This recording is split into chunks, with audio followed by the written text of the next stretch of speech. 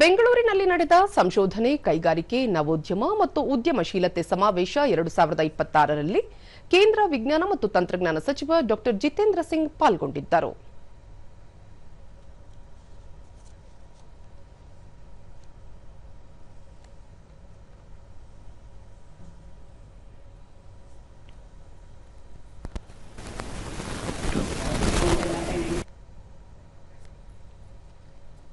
ಈ ವೇಳೆ ಅವರು ಈ ಸಮಾವೇಶವು ವಿಜ್ಞಾನಿಗಳು, ಉದ್ಯಮಿಗಳು, ಹೂಡಿಕೆದಾರರು ಹಾಗೂ ಶೈಕ್ಷಣಿಕ ವಲಯವನ್ನು ಒಟ್ಟುಗೂಡಿಸುವ ದೂರದೃಷ್ಟಿಯ ವೇದಿಕೆಯಾಗಿದ್ದು, ಇದು ವಿಕಸಿತ ಭಾರತ ನಿರ್ಮಾಣದ ಪಯಣಕ್ಕೆ ಇನ್ನಷ್ಟು ವೇಗ ತರಲು ಸಹಾಯಕವಾಗಲಿದೆ ಎಂದು ಹೇಳಿದರು. ಪ್ರಧಾನಿ ನರೇಂದ್ರ ಮೋದಿ ಅವರ ದೂರದೃಷ್ಟಿಯ ಯೋಜನೆಗಳಿಂದ ಭಾರತದಲ್ಲಿ ಇದೀಗ ನವೋದ್ಯಮ ವಲಯದಲ್ಲಿ ವ್ಯಾಪಕ ಪ್ರಗತಿಯಾಗುತ್ತಿದೆ.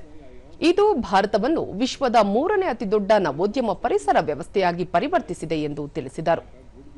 ರಾಷ್ಟ್ರೀಯ ಆದ್ಯತೆಗಳು ಮತ್ತು ಜಾಗತಿಕ ಸವಾಲುಗಳನ್ನು ಪರಿಹರಿಸುವ ಸಾಮರ್ಥ್ಯವಿರುವ ನಾವೀನ್ಯತೆಯ ಪರಿಸರ ವ್ಯವಸ್ಥೆಯನ್ನು ನಿರ್ಮಿಸುವಲ್ಲಿ ರೈಸ್ನಂತಹ ವೇದಿಕೆಗಳು ನಿರ್ಣಾಯಕವಾಗಿವೆ ಎಂದು ಅಭಿಪ್ರಾಯಪಟ್ಟರು.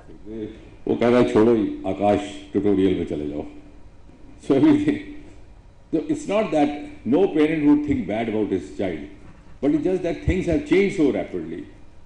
One has to be a good learner, one adapter, since I also keep, trying to adapt myself for the next day, so trying to keep pace.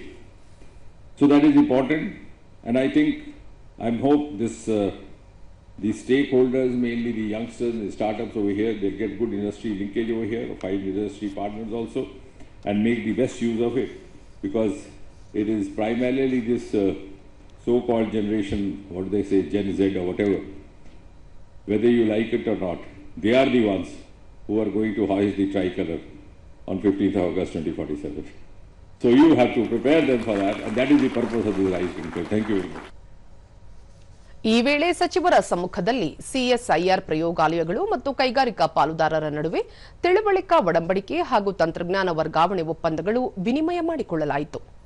ಈ ಒಪ್ಪಂದಗಳು ತಂತ್ರಜ್ಞಾನ ವಾಣಿಜ್ಯೀಕರಣವನ್ನು ಉತ್ತೇಜಿಸುವ, ನಾವೀನ್ಯತೆ ನೇತೃತ್ವದ ಉದ್ಯಮಶೀಲತೆಯನ್ನು ಬೆಂಬಲಿಸುವ ಮತ್ತು ಉದ್ಯಮ ಸಂಶೋಧನಾ ಸಹಯೋಗವನ್ನು ಬಲಪಡಿಸುವ ನಿರೀಕ್ಷೆಯಿದೆ.